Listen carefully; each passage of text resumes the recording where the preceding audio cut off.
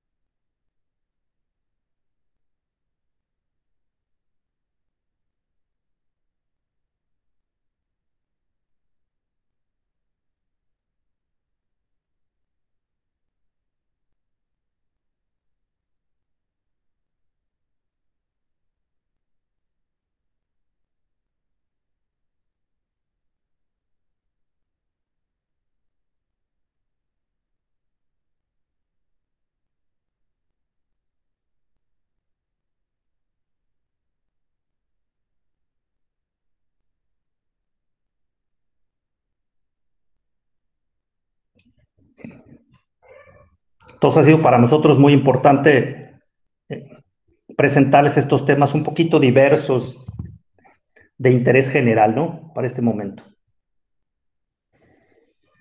Entonces ya escucharán, como les digo, la segunda temporada, ¿no? Gracias.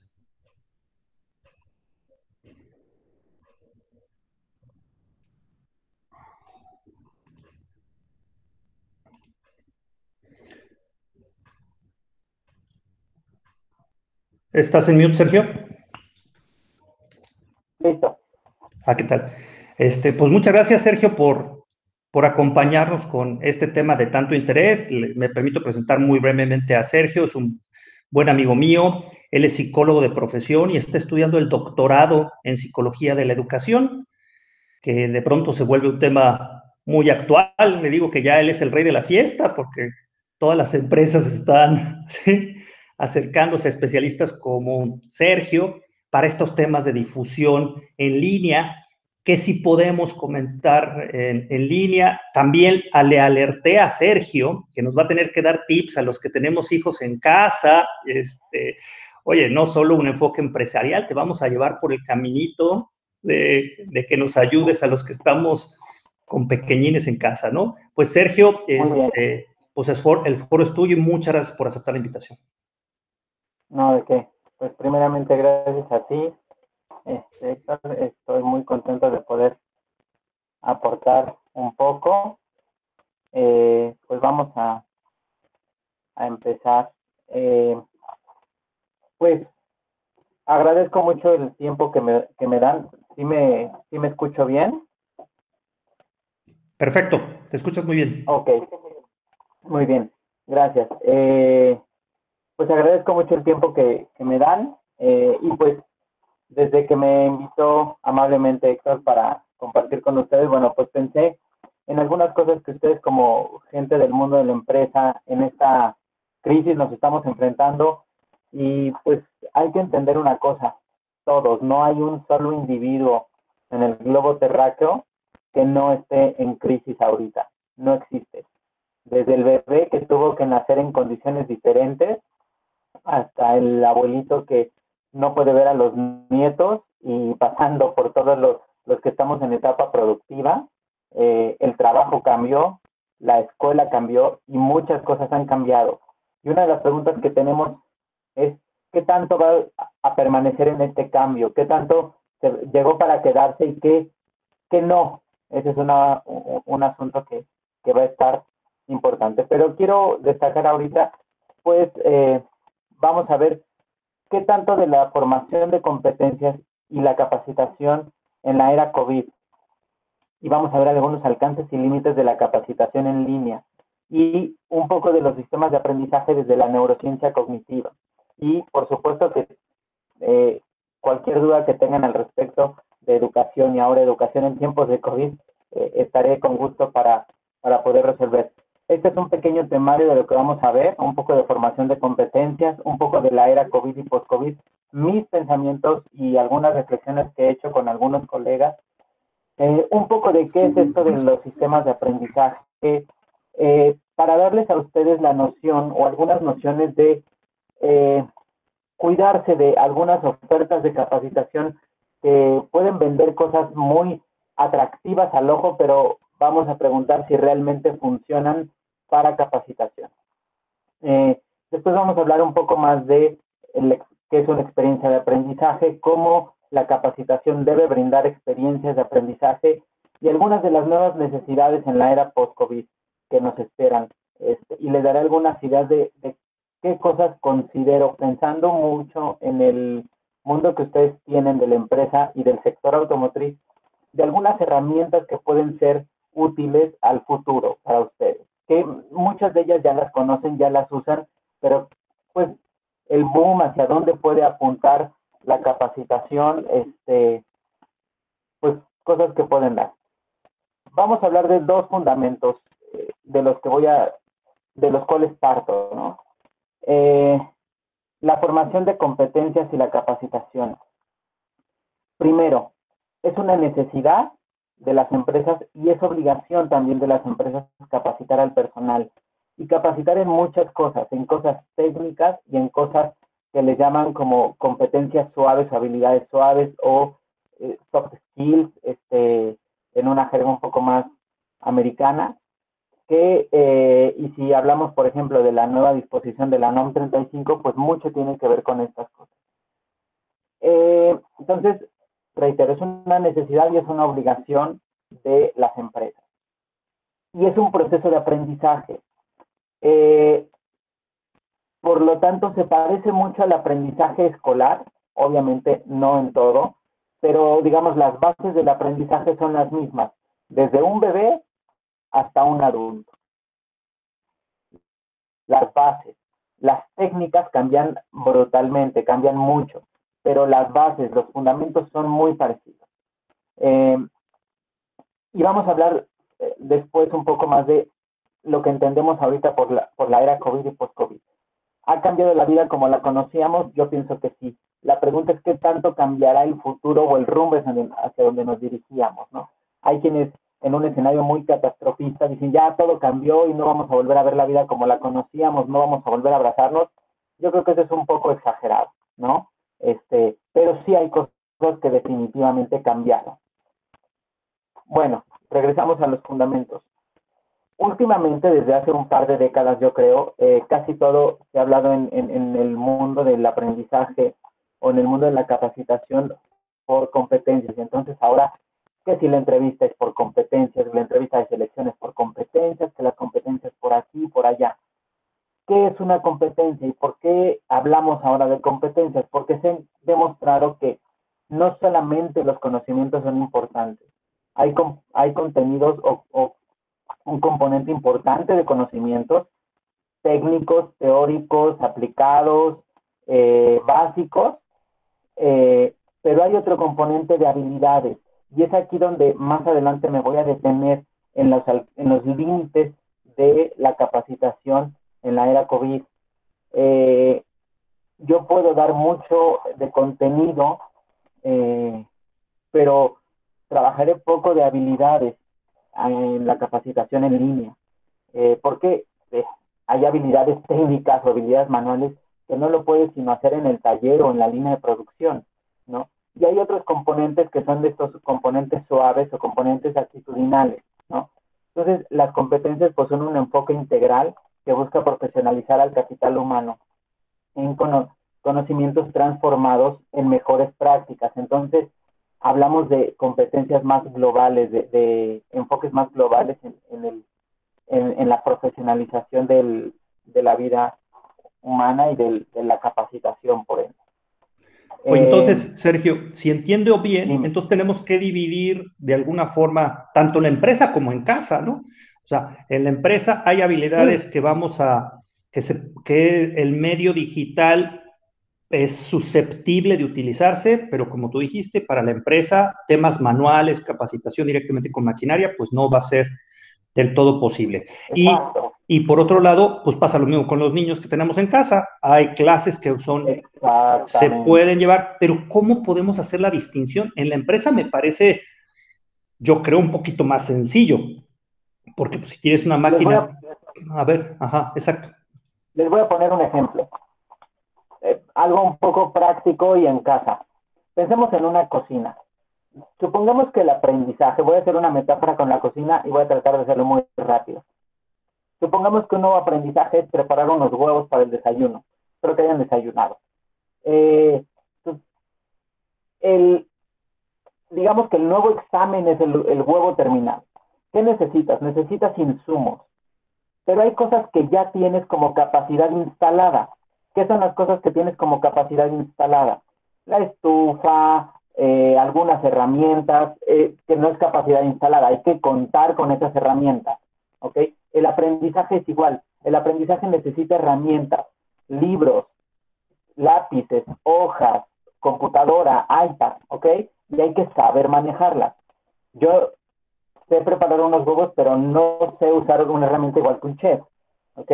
Entonces, y hay otro componente de insumos. Hay cosas que yo no cuento. Si no tengo los huevos, voy a la tienda y los compro. Si no tengo un conocimiento, voy a un libro o a un video o a algún agente externo y lo adquiero. Y eso me va a dar conocimiento, me va a dar habilidad, que son dos cosas diferentes, pero ahorita van a quedar un poco más claras. Voy a tratar de eso, dejarlo muy claro. Ok, ok, gracias. Y voy a retomar la parte de la capacitación es un proceso de aprendizaje y como tal tiene que tratarse cada tipo de conocimiento de forma seria. Por ejemplo, hay básicamente tres tipos de conocimiento, lo declarativo, lo procedimental y lo condicional. Lo declarativo es hechos, conceptos, definiciones, cosas pueden ser teóricas o técnicas. Por ejemplo, el acero tiene tal grado de fundición. Eso es algo técnico, pero es un conocimiento de tipo declarativo. Te lo tienes que memorizar. Eso que dicen que, ay, no aprendemos de manera memorística, bueno, si no aprendemos y lo guardamos en la memoria, no sé en dónde lo guardamos. El cerebro tiene memoria y tenemos que usarla, pero hay que usarla bien, ¿ok? Lo declarativo sí se debe aprender repitiendo, grabándotelo, haciendo una mnemotecnia, ¿ok? Pero lo procedimental no. Lo procedimental es aquello secuencial. Paso uno, saco mis huevos, los revuelvo en un bowl o en un platito hondo y al mismo tiempo, paso dos, prendo el sartén, le pongo un poco de aceite, le pongo sal al huevo que estaba preparando, paso tres, pongo el huevo en el sartén, paso cuatro, no dejo que se pegue y cuando está listo apago la estufa, paso cinco. Si eso no lo hago en ese orden, algo va a pasar mal, ¿ok? Este, y en las empresas hay muchas políticas de procedimientos. ¿Por qué? Porque te tienes que aprender los pasos, si no las cosas no salen bien. Protocolos, procedimientos, manuales operativos, etcétera, etcétera. Pero tú se lo puedes dar a una persona, le das un escrito, aquí está tu manual operativo, y lo tiene que estudiar. Pero cuando lo pone en práctica, entonces sí lo aprende, ¿ok? Pero tiene que combinar. Lo procedimental acumula a todo lo declarativo. Y el tercer tipo de conocimiento que yo les decía es el condicional. Ese es bajo qué condiciones aplica un conocimiento o una técnica u otra, ¿ok? Bajo qué condiciones uso el martillo y bajo qué condiciones uso el mazo, por poner un ejemplo de herramienta. bajo qué condiciones uso una pala de madera en la cocina o una pala de metal. Si tengo cierto tipo de sartén, no es recomendable el metal porque puedo rayar el teflón y con eso intoxicar un poco los alimentos, ¿no? Entonces, ahí es donde yo les motivo a que sean cuidadosos cuando les ofrezcan capacitaciones, porque la mayoría de los que capacitan son pedagogos, y todo mi respeto al pedagogo, es un experto en hacer estrategias que parezcan muy atractivas, pero el punto es que cuando agarren el contenido, lo agarren de forma seria, separando lo declarativo de lo procedimental, de lo condicional, y se enseña entonces una parte teórica, una parte técnica y una parte aplicada, y entonces resolvamos problemas. No se puede enseñar al revés, ¿ok? No puedo empezar por el problema. Te tengo que dar algo o saber que tú ya sabes algo. ¿Sí? Entonces, por eso en muchas capacitaciones o en todas las capacitaciones debe haber como un método diagnóstico para saber desde dónde partimos. ¿Sí? Y dos, un punto aquí importante, el contexto en el que se dé el aprendizaje es muy importante. Y aquí es importante mencionar, no es lo mismo aprendizaje presencial que no presencial. El estar parado frente a una computadora implica un reto. Nosotros cuando hemos hecho investigación en educación, se ha demostrado que los instrumentos con los que medimos en evaluación cambian las características y los componentes del instrumento cuando se presenta de manera en una computadora o un examen a lápiz y papel. Y tenemos que calibrar la evaluación de tal manera. Entonces, ahorita mucho de lo que hemos hecho en la era COVID, en medio de la pandemia, ha sido resolver, pero a la postre se está viendo, por ejemplo, ya acaban de publicar la semana pasada un paper en una revista educativa, en un Journal of International Education, algo así, que los alumnos salieron muy mal evaluados de los últimos contenidos. Pues obviamente estamos en una crisis sanitaria. Muchas de las escuelas privadas intentaron e hicieron con algo de éxito que el alumno estuviera tomando clases, y ahorita podemos hablar de eso. Mucho hicieron las empresas por el home office. A la postre se va a ver qué tanto es más eficiente. En muchos casos sí, el home office da un buen resultado, en muchos casos no. Y en esto quiero subrayar, no todo aprendizaje, no toda capacitación es susceptible de aprenderse en forma digital. Hay cosas que hay que hacer con las manos.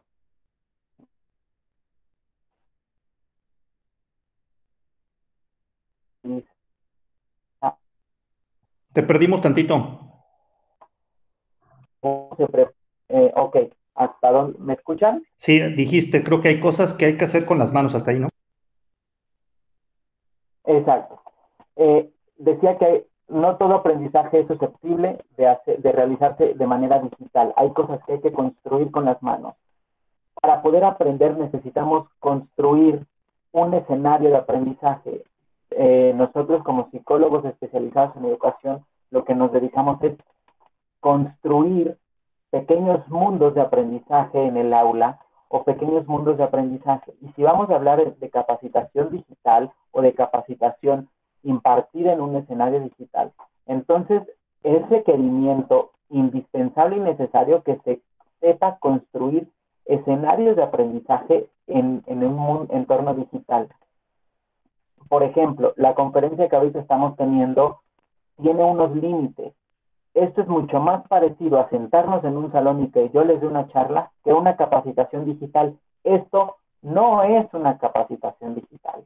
Esto es una charla que por medios digitales les llega, pero tiene muchos límites y yo quiero hacerles un examen de lo que estamos viendo aquí, ¿ok? Porque no vamos a poder transformar nada más que la reflexión, que es fundamental y muy importante. Pero si yo quisiera dar aquí conocimientos técnicos, pues estaría en un grave problema o queriendo esconder el sol con un dedo. Oye, ¿no? entonces nos pasó, creo que le diste al clavo ahorita que nos estabas explicando los tipos de conocimientos, si bien entendí, declarativo, procedimental y Ujú. condicional. Me parece que las escuelas no tomaron en cuenta nada, o sea, porque el condicional, dices, ¿cuándo aplica? Todas las clases Claro, que recibió mi hijo fueron en línea, o sea, incluso deportes. O sea, deportes, por exacto. favor, ¿no? Y te O pedían un sea, video.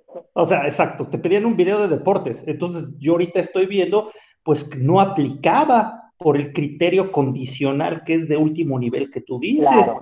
¿Sí? No Mira, aplicaba. yo quiero subrayar algo crítico, positivo y negativo de lo que pasó. Yo reconozco el esfuerzo de los maestros por aprender a hacer algo en la marcha. Un esfuerzo increíble. Yo como docente lo tuve que hacer. Pero es tapar el sol con un dedo si pensamos que el niño hizo cosas. Mi comentario crítico al respecto es que más bien las escuelas hicieron enormes esfuerzos para no perder colegiatura y cerrar el ciclo de la mejor manera posible. Ok, se cerró, pero pregunta, ¿eso fue eficiente? Yo creo que no, pero qué bueno que lo hicieron. Hubiera sido peor que no hicieran nada. Entonces, como el maestro desquita un sueldo, o peor aún, corremos al maestro porque no puede ir a impartir clases, pues no. Creo que lo resolvieron de la mejor manera que pudieron, pero no creo que esto vaya a llegar para quedarse, ¿ok? Sí, porque le diste Y, a la clave, le diste al punto clave. En realidad fueron conferencias, no fueron. uh-huh, no fueron clases, para nada. No fue una clase. Fue una, y ahorita les voy a hablar, o bueno, me tomo un paréntesis de 30 segundos. Imagínate una maestra en un salón de clases con 20 maestros sombra y 20 alumnos, que eran los papás que estaban al lado, en el mejor de los casos, y el niño con una mamá que te puede regañar acá porque no estás poniendo atención, y con la maestra que explica y no se detiene porque no te ve. Entonces, el niño tiene una atención dividida. ¿Qué tanto puede aprender con la mitad de la atención al grito de la mamá o al posible grito de la mamá y a la enseñanza de la maestra? Prácticamente nada, ¿no? Ok. Es un tema complejo, muy complejo. Entonces, sí, reconozco la labor que hicieron las escuelas. La escuela de mi hijo hizo una labor muy fuerte también en esto y todas las clases fueron en línea y demás, pero entiendo las limitaciones que tiene este, todo esto que hicieron, ¿no? Y por eso creo que esto no llegó para quedarse, ¿no? Esto no va a ser, no, apenas podamos regresar con certeza de que estamos seguros y en un mundo sanitizado o con una vacuna, volveremos y la escuela será la de antes, completamente la de antes. Y está bien. Ya a niveles licenciatura, doctorado, preparatoria tal vez, sí podemos, pero tendríamos que trabajar en las capacidades y habilidades autodidactas de los alumnos, que eso es otro, harina de otro costal. Voy a retomar. Entonces, hablemos de aprendizaje. En términos de capacitación, decía que la capacitación implica un aprendizaje. Entonces, aprendizaje y cognición. ¿Qué es la cognición? Pues todos los sistemas con los que conocemos al mundo, ¿no? La cognición humana es un sistema que asemeja o semeja al hombre con un computador. Hay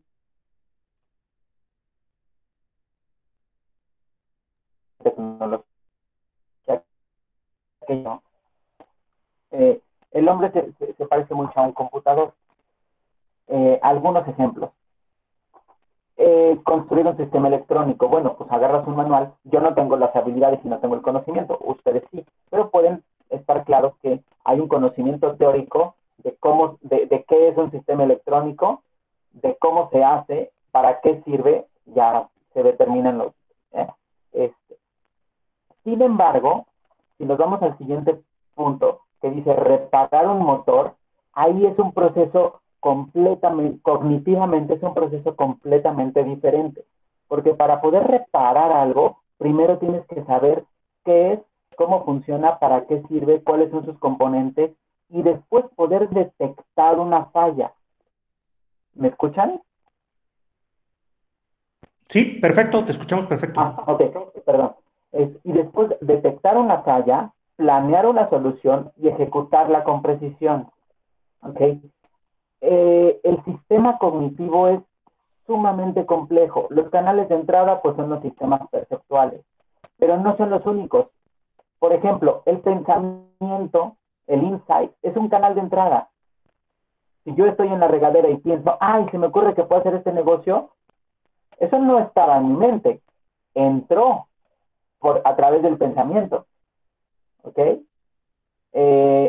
Los canales de entrada no solo son los sentidos, los principales evidentemente son los sentidos, principalmente la visión, la audición son los más importantes canales de entrada. Este, pero aquí hay un mito que quiero adelantar. Es que hay quienes aprenden de manera visual y hay quienes aprenden de manera auditiva y hay quienes aprenden haciendo. No, todos tenemos todos los canales de entrada, todos.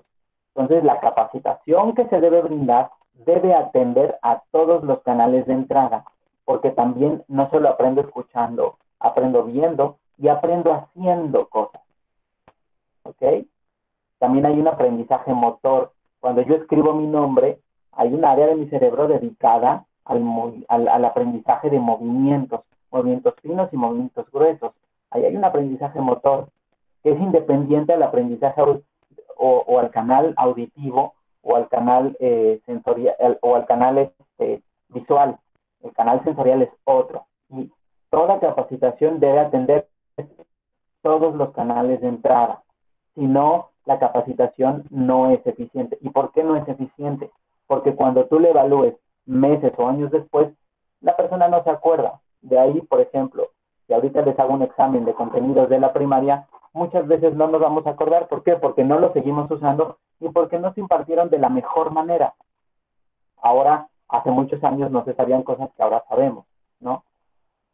Y vamos a hablar un poquitito de neurociencia del aprendizaje. En esto no me quiero detener tanto, pero sí dejar algunas bases, ¿no? Oye, Toda te actividad interrumpo con mental. una pregunta del chat. Israel nos pregunta, ¿qué opinas del homeschooling en relación con la sociabilidad de los niños? ¿Pueden tener problemas para relacionarse en el futuro? Ese es un tema muy importante.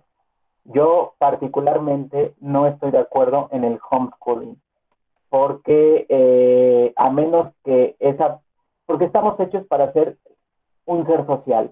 Y no solo por ese hecho. La la escuela no es nueva, la escuela es milenaria, ¿ok? Desde los griegos, de todas las culturas, los judíos mucho antes que los griegos, todas las culturas, los niños han ido a la escuela, todas. Hay un método de enseñanza, se ha perfeccionado últimamente, y últimamente hay como muchos booms de métodos nuevos. Eh, si comparamos una buena escuela a un buen homeschooling, yo voy a preferir siempre una buena escuela. Sin embargo, hay ciertos individuos, el problema muchas veces, ¿por qué comparamos el homeschooling con la escuela tradicional? Si lo comparamos por aspectos cognitivos, es importante porque hay niños que van a un ritmo un poco diferente, un poco más lento porque tienen asuntos de la atención y demás, entonces pueden ser beneficiados por el homeschooling. Ahí yo diría que se tiene que resolver casuísticamente, es decir, caso por caso. Por ejemplo, les mentiría, yo estoy en el dilema, me voy a mudar de ciudad. Mi hijo, el mayor, tiene 6 años. Es inteligente, pero tiene un problema de atención. Tiene un span atencional corto y se distrae fácilmente. Por ende, si la maestra lo perdió, como en esta noción de perdió su atención, el niño no va a pelar nada. Pero si se le da como el seguimiento adecuado, pues el niño hace todo lo que hacen todos los demás y lo hace bien. Entonces, mi dilema está en que ahora que me cambio de ciudad hay una escuela muy buena que tiene un sistema de homeschooling, pero es escolarizado. ¿ok? Donde el niño establece sus propias metas con una maestra, que es como una mentora, y la maestra le va dando seguimiento niño por niño, y cada niño va a su ritmo. Es una cosa muy diferente, porque va a una escuela con una experta. Pero el homeschooling, como está planteado originalmente, primero, la mamá es educadora, pedagoga o psicóloga educativa, lo dudo. Por lo tanto, la mamá tendrá que mucho tiempo algo que no mamá o papá no quiere participar en esto. Este, te perdimos un Alguien se va poquito, a dedicar de Sergio. tiempo completo. Te pedimos un poquito, pero aprovecho Ok, para perdón. leer dos preguntas. Bueno, dos. Adriana nos comparte, el homeschool no es nuevo y que sea un boom. Y Deira nos dice que sus hijas usan el sistema y están fascinadas. Yo creo que se refiere al último sistema que tú platicaste, ¿no? Que es como homeschool, pero con un mentor, ¿no? Sí. Ajá, el ACE, por ejemplo, es uno muy famoso en México, es Accelerated Christian Education, es uno que ha tenido mucho auge y ha tenido mucho éxito, pero porque cuidan mucho los aspectos cognitivos y los paces con los que están construidos están muy bien hechos, pero no solo es el sistema, sino el buen seguimiento. Ahora, aun cuando el sistema es bueno, tiene un problema de compatibilidad. Si el niño entra ahí, tiene que terminar ahí hasta el bachillerato, y entonces le va muy bien. Pero la revalidación en México es complicada porque no están dados de alta ante la SEP, sino que están dados de alta en Estados Unidos, acreditan en Estados Unidos y luego hacen una revalidación en México. O sea, es bueno, es fascinante, pero entonces tienes que tener un adulto comprometido de tiempo completo a la formación de esos niños. Entonces, puede ser exitoso, ¿ok? Y económico, además, Gracias. porque es bastante más, sí, sí es muy bueno, ¿no? Pero hay que estar capacitado para ello, ¿ok? Y ahí, pues, si están interesados, puedo ayudarles en eso, ¿no? En un futuro. Bueno, regreso un poquito. Toda actividad mental está regida por el cerebro. Es un órgano sumamente complejo y tiene muchos sistemas internos que lo regulan. Es como una orquesta. Todo lo utilizamos. El mito que quiero derribar es no es que usemos una parte del cerebro, usamos todo. El cerebro adentro tiene distintos, llamémosle órganos, sistemas, redes, en un entramado complejísimo. Pero todo parte del cerebro, ¿ok? Oye, Hay muchos agentes. te interrumpo. Deira nos comparte que ya tienen validez del INEA, el ACE. El INEA, el Instituto para la Educación de los Adultos, no la SEP, no están inscritos con una matrícula de SEP. Ah, ok. Acreditan la primaria en un examen, acreditan la secundaria en un examen y la prepa en un examen. Esa es la forma en la que acreditan en México. Ahora, es muy bueno, el sistema es muy bueno. Yo conozco el ACE, de hecho les comento, estoy en el dilema de meter a mi hijo en un ACE, en una escuela. Viene ahorita de una escuela tradicional bilingüe y nos vamos a mudar de ciudad. Y estoy en ese dilema porque creo mi hijo particularmente puede ser beneficiado. Muchos niños particularmente pueden ser beneficiados, pero ahí no todos, ¿ok? Hay niños que van muy bien yendo al ritmo de un maestro que les va instruyendo, ¿ok? Ese modelo no es añejo, o sea, el modelo de la educación tradicional sigue siendo vigente. Obviamente hay buenas escuelas y malas escuelas, hay buenos maestros y malos maestros, hay de todo. Habrá buenas escuelas ACE con este método y habrá malas. Y si una mamá o una familia deciden que sus hijos hagan homeschooling, tienen unos retos muy grandes y puede ser muy bueno. En lo Oye, que yo sí y algo parecido, entonces ya estableciste de forma muy interesante que tenemos que ir por esos niveles primero el diagnóstico y tiene varios niveles. Destacas que el ACE es un procedimiento muy bueno. Comparándolo con la empresa, ¿hay algo parecido entonces a la capacitación de AC? Es decir, las personas, ya quedó claro que tú nos dices, oye, si es una manualidad, pues no va a poder ser en línea, ¿sí? Hay otras habilidades que sí puede ser en línea, pero ¿hay algo parecido al AC o esa tendencia de educar a los trabajadores muy particular, con un tutor? ¿Existe? Sí, claro. A eso le llamamos, por ejemplo, entrenadores empresariales o coaching, por ejemplo. Es un mentor que te va guiando en tus metas y te va orientando. Y no solamente lo de personal coaching, lo que ahora se conoce. Y no me refiero, ojo, aguas, aquí sí, al utilizar el término coaching, quiero tener cuidado. No es lo mismo que algunas agencias de coaching que se han vendido que más bien parecen sectas o personas en redes sociales tipo Diego Dreyfus que son un poco disruptivos y con eso ya se hacen entrenadores personales y le sacan miles de pesos a una persona. No.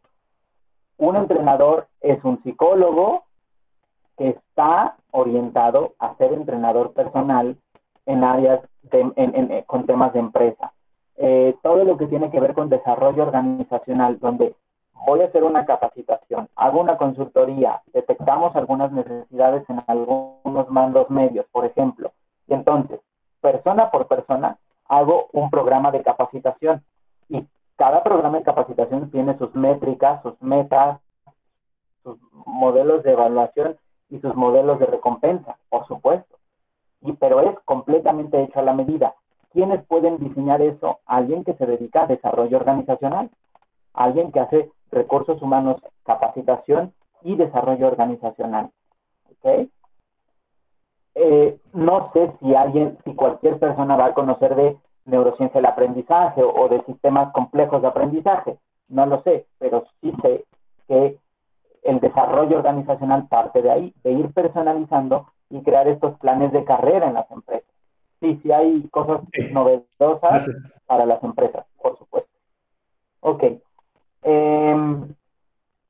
Ya hablamos de esta parte de, por ejemplo, aquí les pongo hay canales de entrada, percepción, intención, atención, procesamiento. Por ejemplo, les pongo algunas memorias. La memoria de trabajo es donde construimos el conocimiento nuevo y es sumamente compleja y potente. El problema de la memoria de trabajo es que es muy pequeña, es decir, almacena poco. Y hay otros, es un ejemplo de estos procesos, más bien de estos conceptos que van dentro del procesamiento. Y de salida, pues está todo lo que tiene que ver con las respuestas o solución de problemas, o creación, o innovación, ya digamos son canales de salida. Entonces, hablemos de capacitación y experiencia de aprendizaje. Cuando se brinda una capacitación, debe atenderse la experiencia de aprendizaje en todas sus dimensiones, es decir, el aprendizaje de una manera holística. El aprendizaje, ahorita les voy a poner un diagrama, contiene cosas cognitivas, contiene cosas no cognitivas como las emociones, pero también contiene emociones y partes afectivas, y también contiene aspectos biológicos del aprendizaje, es decir, el organismo debe estar preparado para aprender y hay condiciones bajo las cuales puede aprender y condiciones bajo las cuales no aprende. Una persona bajo estrés difícilmente aprende. Aprende en el corto plazo, pero muchas veces. Ok, oye, aprovechando, nos comparten que el modelo de aprendizaje para empresas es el modelo conocer.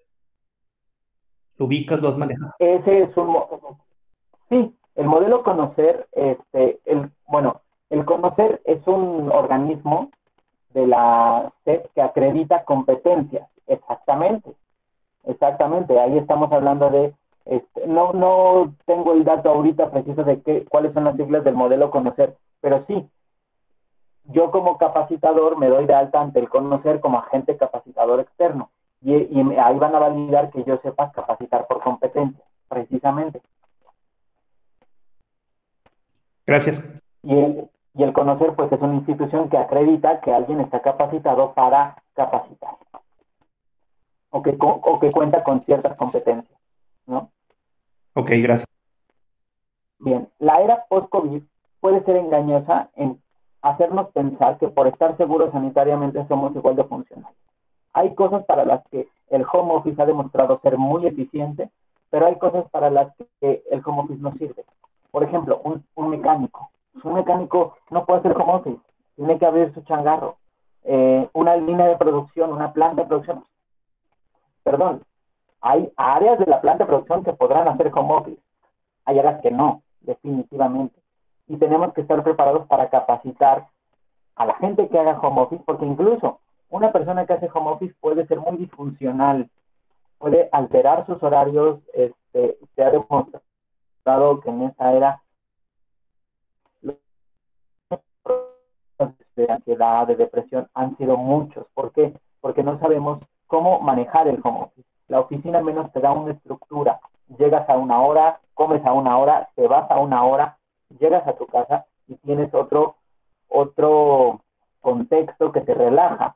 Si haces home office, eh, tienes que tener cierta capacitación para hacerlo. Hay quienes son buenos para home office, hay quienes no son buenos para home office.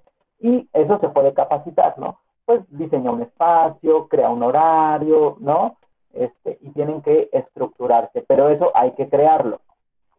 No es algo que esté dado por sí.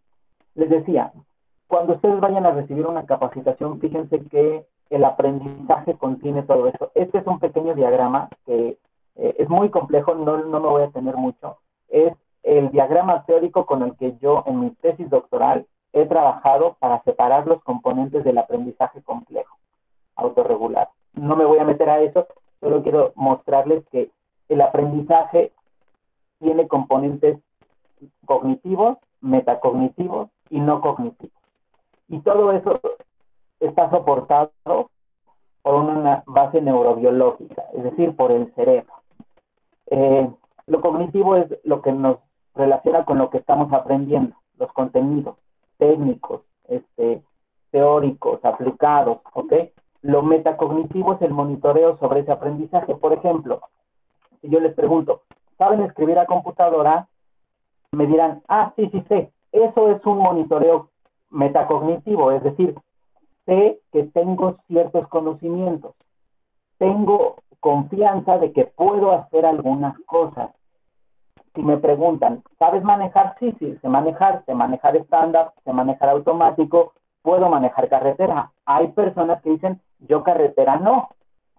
Por ejemplo, mi esposa me dice, yo me pongo muy tensa en la carretera. Eso es un monitoreo sobre, sabe manejar, pero el contexto de la carretera le causa estrés, ¿ok? Eso es metacognitivo, eso no es cognitivo y se tiene que trabajar en la capacitación, ¿ok? Para que una persona tenga la confianza de enfrentarse a una máquina o a un proceso nuevo, ¿ok? Y la parte no cognitiva, lo afectivo y emocional. Me gusta, no me gusta, si no me gusta, qué beneficios me da, me van a dar una compensación por esta capacitación, si aprendo esta nueva habilidad, voy a tener un mejor sueldo. Por ejemplo, a mí me pueden dar flojera, mucha flojera las leyes, pero yo sé que el curso que estoy tomando sobre NOM 35 me puede dejar mucho en cuanto a la consultoría, ¿ok? Entonces, pues hago algo que no me gusta, pero por un fin mejor, ¿no? Y entonces eso me motiva. O sea, En sí, fin, sí, digo, yo sé que lo dijiste muy rápido, pero me quedó la inquietud. En metacognitivo hablas que es el contexto personal ante el aprendizaje. sí, sí, y más que eso. Tú tienes conocimiento metacognitivo y experiencia. Por ejemplo, tú tienes un repertorio de habilidades o cosas que sabes hacer. Tú sabes que sabes leer, sabes que sabes usar tu computadora, sabes que sabes hacer una videoconferencia, tienes conciencia de que sabes ventas o que sabes leyes o que no, tienes todo un repertorio de cosas que sabes hacer. En el momento en el que te digan, oye, necesito una consultoría sobre este tema, tú dices, ok, yo te puedo ayudar porque tengo ese repertorio. Eso es metacognitivo. Y por supuesto que es individual porque es autoconsciente. Es decir, tú eres consciente de ti mismo y de lo que sabes hacer y de lo que no sabes hacer. Hay errores graves que se cometen por errores metacognitivos. siento que puedo y cometo el error porque no tengo el conocimiento necesario y puede ser muy costoso. Ok, gracias. Todos han visto videos, por ejemplo, de montacarguistas que tuvieron una catástrofe en una planta, porque dijeron, ay, sí se puede. Eso es un mal monitoreo. No, no se puede, ¿no? Si hubieran seguido sus manuales operativos, no hubieran cometido ese error, pero por el error metacognitivo cometen ese tipo de errores, o por un descuido, ¿ok? Ok, gracias. Y finalmente, una reflexión final sobre esta era post-COVID. La revolución industrial cambió la vida, ciertamente, pero no cambió la necesidad de ser seres sociales. La era de las computadoras cambió la eficiencia en muchos aspectos, pero no cambió la necesidad de aprender otro tipo de habilidades. La era digital cambió la comunicación ciertamente, pero no ha quitado la interacción persona a persona. La vida después del COVID será diferente sin duda, pero el aprendizaje va a seguir necesitando de experiencias reales de aprendizaje. Una posible solución, por ejemplo, para ustedes como personas de industria o para todos, vienen los simuladores. Los simuladores han capacitado médicos para no tener que tener un paciente y saber cómo resucitar un bebé. Hay simuladores complejísimos en las facultades de medicina o en los institutos. La simulación sí puede ser un escenario casi real de aprendizaje y sanitariamente más viable. Es costosa, pero creo que como un cambio de era debemos explorar la digitalización en ese sentido, ¿no? En que un simulador de cierta construcción, de cierta cosa, pueda capacitar a alguien sin que cometa el error grave de estar frente a el escenario real de aprendizaje. Por eso en la medicina se han invertido miles y millones de dólares para crear simuladores, la aeronáutica y demás. Creo que la simulación es una de las cosas que puede llegar a tener auge en el efecto inmediato para la era post-COVID. Y eso puede llegar y quedarse, porque puede tener muchos beneficios en cuanto a costos. Y Oye, pues, tocabas sin más, el punto muy interesante, Sergio, de que hay procesos en el trabajo que claramente necesitan de una maquinaria para conocerlo y estar capacitados para hacer ciertas claro. funciones, y hay trabajos que tienen límite por sus características, son más apropiados a home office. Y pues todos vivimos eso. Ajá. En la experiencia ahorita, o tal vez nos pareció obvio. ¿Manejas una máquina? Pues no, claro que no podemos capacitarte en línea, salvo que tuviéramos un simulador o algo muy particular, vete a la máquina. Pero esos espacios grises, o tú lo que has visto en estos meses, ¿cuáles han sido esas actividades que dan la apariencia que se pueden llevar en home office? ¿Sí? O igual en educación con nuestros hijos, y que en apariencia estamos siendo, o sea, en realidad nos estamos engañando o perdimos de vista algo, ¿no? ¿Qué has observado ahí? Mira, en capacitación creo que he visto riqueza en que se pueden dar muchos contenidos teóricos y que la gente puede tener un poco más de tiempo para estudiar, eh, pero en la aplicación de problemas novedosos, pues no, porque hay que tener contacto con la realidad para hacerlo. Me gustaría tratar de ser concreto. ¿Qué he visto? Por ejemplo, en la escuela, tú ponías un ejemplo muy claro, la clase de educación física. Le mandaron videos a mi niño dándole instrucciones. Pues sí, ¿y eso qué? Hago mucho más sacándolo al parque. Porque además la clase, es que aquí está el punto. ¿Para qué toman clase de educación física los niños? ¿Acaso no saben correr? No, claro que saben correr. El punto es que les da un aire, les cambia el ambiente un poco y les permite tener alicientes, porque estar 6 horas en un salón de clases es pesado. Entonces, digamos que les da como un respiro y una orientación.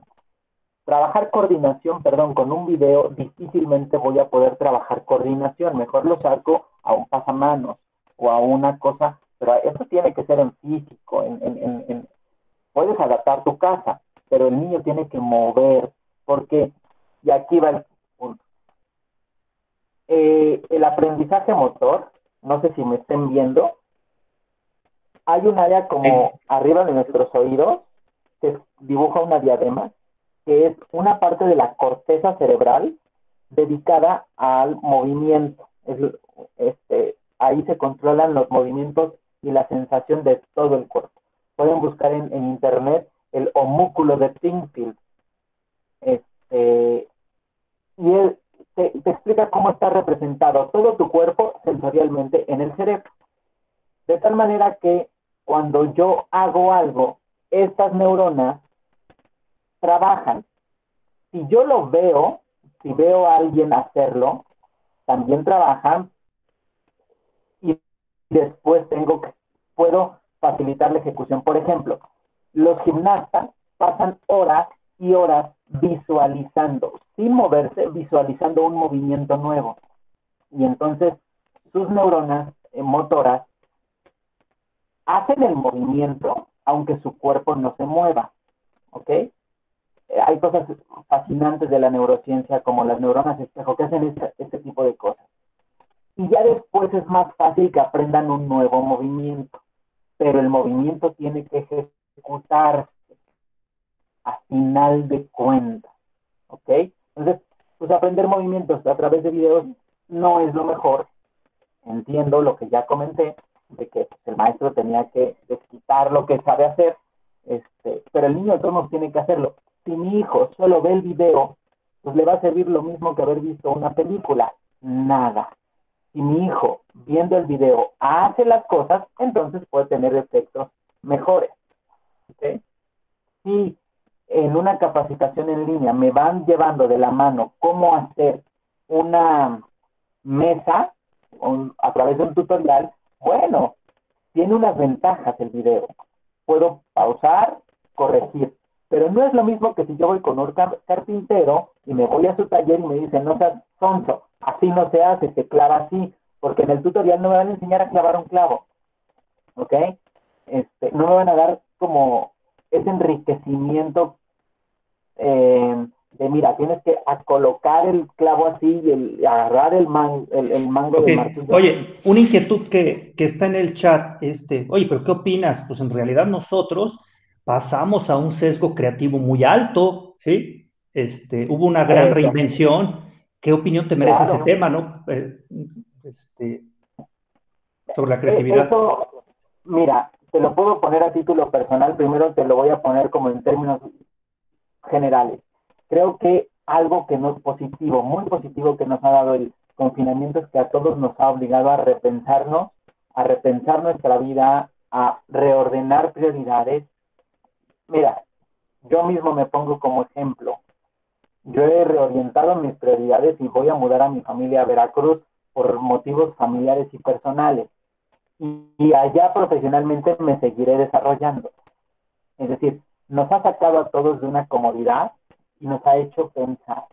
Creo que el hecho que repensemos nuestra vida y el rumbo que le damos a nuestra profesión, nuestra familia y demás, ya es muy positivo. Si no lo hicimos, pues entonces habrá servido de poco esta obligación a estar encerrado.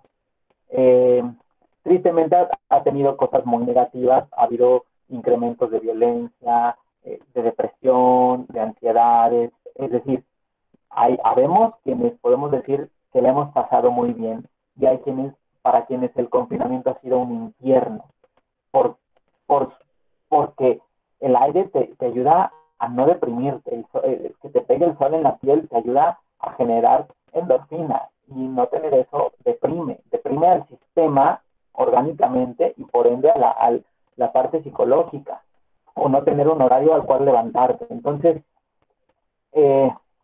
hay, como en todo, hay claros y oscuros, ¿no? Creo que lo mejor que podemos hacer es repensar, ver qué hacemos bien. Lo que sí es que ha tenido un impacto en la creatividad. Mi esposa, por ejemplo, hace evaluación neuropsicológica y con materiales para evaluar ciertas habilidades cognitivas de niños o pacientes.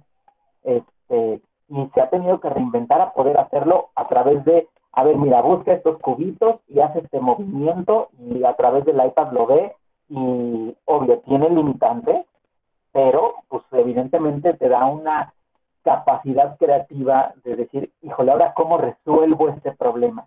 Eso es fundamental.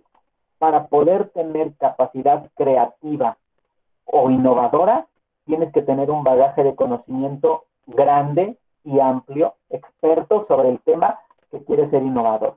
Porque puedes querer ser innovador y no tener ni la menor idea y entonces poner un negocio que de plano no tiene ni pies ni cabeza o cosas por el estilo, ¿no? Sí, ahora me gustó mucho la parte donde dijiste que, oye, se ha trasladado digamos, en educación superior, ya se regresó más un poco más de carga hacia los alumnos, ¿no? ¿Qué es hacia los alumnos? Es decir, oye, ahora hay más responsabilidad de los alumnos cuando en educación superior la habían regresado por completo al profesor. Creo que está regresando, se ha equilibrado un poquito el poder de la educación en educación superior. No sé qué opinas al respecto. Mira, en investigación tenemos ya muchos años en México, investigación mexicana. Obvio, cuando yo hablo de investigación, una cosa es lo que los investigadores publicamos y otra cosa es lo que se vive en el día a día. Ciertamente se han cortado las brechas de lo que investigamos, pues se va aplicando cada vez más rápido. Nosotros en investigación desde hace mucho sabemos la potencia que tiene un aprendizaje autorregulado. Ese es el tema de mi tesis doctoral y este tema en el laboratorio de investigación en el que yo estoy se viene trabajando desde hace más de 10 años o 15 o más. No, como 30 años. Es decir, no es nuevo. Tiene un auge, pues claro, porque ahora obliga a ser autodidacta y autorregularse, y autorregular sus emociones, y autorregular su tiempo, y autorregular muchas cosas. Obviamente ahorita la necesidad de resolver cosas pues te obliga a hacer adaptaciones, y eso es muy bueno. Por supuesto, el aprendiz o el estudiante, yo diría que a partir de edades desde la secundaria, prepa sobre todo, puede ser muy autorregulado, ¿ok? Y en la docencia yo he trabajado con estudiantes de prepa y universidad he trabajado en esto. Y sí, pero ojo, aquí está un dilema. No es lo mismo, supongamos antes del COVID, cuando dicen, pues este chamaco sacó la prepa abierta, bueno, ese que sacó la prepa abierta o la universidad en un sistema abierto, revisó el temario completo. Y desmientan ustedes, en sus universidades, en sus carreras, muchos maestros decían, hasta aquí llegamos en el semestre, no pudimos cubrir y con eso te evaluaban, ¿no? Entonces, el que hace trabajo autodidacta tiene que revisarlo todo. Y sí, eso es un reto mucho mayor para el estudiante. Porque ¡Wow! Es que, oye, estás retomando algo que Deira comentó. En realidad, incluso una bien llevada educación en casa, con esas metodologías de claro, línea, tienen más probabilidades de tener más conocimiento que en la educación tradicional. absolutamente cierto.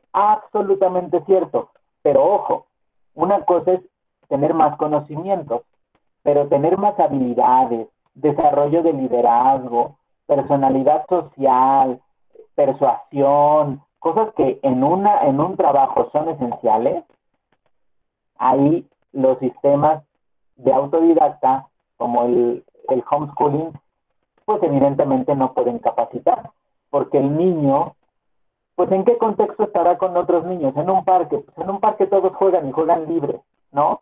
Pero cuando dicen, a ver, niños de kinder o primaria, vamos con estos materiales a construir un edificio en equipo, pues hay el niño que toma el control y dice, a ver, tú haces esto, esto y esto. Y hay otros niños que dicen, no, no, no, yo lo hago, ustedes quítense. Y hay otros niños que se van a echar la flojera. Bueno, eso es muy parecido en los equipos de trabajo en la empresa, ¿no? Obviamente, pues hay que tratar de regularlo en la empresa. Eso, la verdad es que el homeschooling sí es carente, ¿no? Por eso es que si me dicen, es mejor con un sistema de homeschooling donde hay cosas que cada quien va a su ritmo, pero hay cosas en las que se trabaja en equipo, eso sería mucho mejor. Ah, ya, perfecto, gracias. Este, bueno, pues Sergio, Bueno, no sé pues si haya preguntas de la gente. Nos dice Israel, incluso el desarrollo de la tolerancia, el bullying, superar la claro, frustración, conciliar ideas, son habilidades que se desarrollan en un ambiente presencial. absolutamente de acuerdo, absolutamente. Uno de los problemas que yo considero como psicólogo es que con estas ideas de, ay no, a la primer molestia cambia mi hijo de escuela, hemos creado por cuidarlo del bullying, hemos creado también una generación de cristal. Obvio, no estoy diciendo que esté yo a favor del bullying en absoluto, solo estoy diciendo que tenemos que fortalecer el carácter de los niños y aprender a convivir para que no se dé el bullying, pero no quitarlos del mundo social, ¿no? Esa nunca será la respuesta, sino aprender a vivir en un entorno complicado y social, porque así es la vida. Porque si no, cuando vayan al trabajo, ustedes como gente de empresa lo van a saber, pueden detectar al millennial inmediatamente. Quieren un trabajo bien pagado, rápido, bien remunerado y que no tengan que hacer más que sus horas de trabajo. Dices, bueno, o sea, ¿por qué? Porque ya los millennials son una generación que crecieron sin ver televisión con anuncios, entonces no saben esperar, cositas que se traducen en otras cosas, se cambian de trabajo rapidísimo, nada les parece, ¿no? Ahora, tendrán que adaptarse y que adaptar el mundo también a esa generación, ¿no? O sea, no podemos cambiar a la generación millennial, pero sí podemos fortalecer el carácter de nuestros niños. Este, y sobre todo a que pues, los que tenemos hijos, cómo experimentar el bullying. Sobre todo muchas veces los papás no nos damos cuenta cuando nuestro hijo es el que hace el bullying. Es donde yo pondría más atención, porque ahí es donde menos atención se ha puesto. Cuando mi hijo es quien molesta, cuando mi hijo es quien agrupa a otros para molestar a otro. Porque cuando el bullying ya afecta la vida de otro, por ejemplo, niños que se han suicidado, y ya lo vivimos en nuestros contextos nacionales, ¿eh? Ya no es algo que sucede en las escuelas en Texas, nada más. Ya sucede aquí. Este, híjole, ahí sí creo que tenemos algo como papás que cambiar, ¿no? O sea, creo que menos trabajo y más atención a nuestros hijos es algo muy deseable porque es una generación que dependen de nosotros, ¿no? Como papás. Oye, pues muy interesante. Me llevo varios puntos, los procesos que decías de declarativo, procedimental y condicional, que son las formas del aprendizaje, si bien lo entendí, que va a haber capacitación muy clara, manual, donde te van a mandar un kit posiblemente a alguien que esté en un proceso de capacitación y en ese kit va a tener que apretar el tornillo, ¿sí? Esos ambientes Claro. de simulación que vamos a ir viendo, un poquito el cambio de paradigma o el equilibrio que se vuelve en educación superior del conocimiento de autogestión. Y pues además agradecerte que cierras con una reflexión personal, ¿no? De si debemos analizar nosotros a nuestros hijos. Vaya, eso es un tema, pues que cualquiera que lo dice o que lo reconoce, pues te lo agradezco porque es un punto. No sé si alguien tenga alguna Bien. pregunta. Estamos cerrando 16 sesiones de habilidades suaves, la mayoría de ellas donde ustedes nos han acompañado, pues agradecer este foro, agradecerle a Sergio pues, compartirnos lo que tiene en su mente y pues al final pues vienen sus datos, ¿no? Les recuerdo, Sergio es psicólogo y está estudiando el doctorado en educación, en psicología de la educación y pues ya nos compartió algunos puntos. Sí, No sé si hay alguna pregunta. ahí está mi correo para cualquier cosa, si tienen dudas, si necesitan ampliar algo, si en sus empresas necesitan alguna asesoría en capacitación, adelante. Este, recuerden, les comentaba que la capacitación es una obligación legal también y Ok. viene para las empresas, ustedes Oye, saben, de la NOM 35, si necesitan apoyo en claro, esa parte, pues gracias. les Oye, podemos Javi, brindar viene una ayuda. pregunta de último momento, está Dígame, entrando. adelante. El papel de redes sociales en el aprendizaje, nos pregunta Omar, por ejemplo, tutoriales en YouTube, ¿cómo afecta el desarrollo de aprendizaje en las nuevas generaciones? Todo lo que tenga que ver con tecnología, yo estoy de acuerdo. la tecnología como complemento, no como sustituto. Por ejemplo, algo positivo, muy positivo de las redes sociales. Hay redes sociales temáticas que son muy importantes.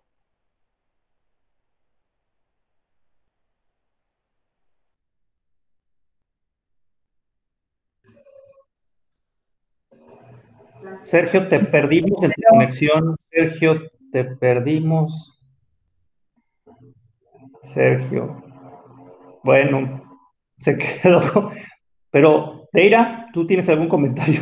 No, nada más estaba justamente diciendo que se nos congeló Sergio y a lo mejor si esto va a quedar grabado y después lo va a ver él, sí me gustaría como hacerle una amplia recomendación al sistema de AC. Digo, era lo que comentaba hace rato, mis hijas tienen ahí desde ya más de 2 años en escuela, terminando primaria y secundaria, y la verdad es que ha sido una gran bendición y ha sido maravilloso para ellas porque desarrollan otras habilidades de las que él habla y está compartiéndonos, ¿no? Con estas nuevas conexiones neuro, neuros, sí, neuronales en el cerebro. Yo creo que eso es un sistema que ayuda mucho a los chicos. Entonces, si quieres salir de un sistema tradicional en donde tus hijos se vuelvan autodidactas y autosuficientes en control de su propio aprendizaje, eso sería maravilloso para su hijo que apenas está pequeñito. No, muchas gracias. Yo también tengo un niño, entonces va a ser muy interesante. Muchas gracias por compartirlo. Bueno, pues Sergio me acaba de mandar un mensaje, se le apagó la computadora, pues estamos cerrando 12:10, ya le habíamos agradecido. Omar, después te pasamos la respuesta en un memorándum. Pues agradecerles a todos su presencia. Entró Sergio por el teléfono, pero estás en mute, Sergio. Sergio, bueno. Ahí está. Perdón. Qué bueno. Oye, se me apagó la computadora. oye, Aquí está. Se me apagó. Gracias. No te preocupes, sí te creemos. Oye, nada más, estabas, Omar, que sigue conectado, que dice que si le completas la respuesta decías que hay redes en YouTube, la capacitación en YouTube, ¿qué opinas de la capacitación en YouTube? Y Sí. Adelante. Mira, creo que puede ser complemento, no sustitutiva. No sustitutiva nunca de lo que puede ser una capacitación en línea, sobre todo porque tienes que cuidar que ciertas competencias se formen, ¿no? Y evidentemente, pues los objetivos de un video en YouTube son desconocidos, aunque te impartan el conocimiento, ¿ok? Entonces,